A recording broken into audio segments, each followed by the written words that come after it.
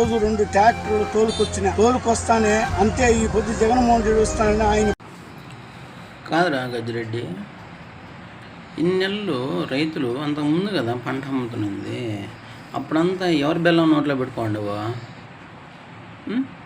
ఇప్పుడు పరామర్శకు అని చెప్పిపోయి అన్ని కాయలు ఆ రైతు చూడరా ఎంత బాధపడుతున్నాడా? ఎవరి బెల్లం నోట్లో పెట్టుకోండిరా? బెల్లం లేని మొహోడా? ఎందుకు రా స్వామి నువ్వా? ఒక్కరికి ఉపయోగపడుతున్నావు నువ్వా?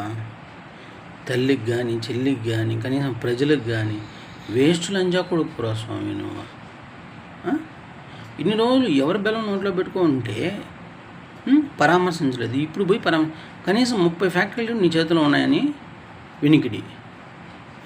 మరి నువ్వు రేటు పెట్టలేవా? నువ్వు పేద బిడ్డవే? పేద బిడ్డవంటరా? కొడుక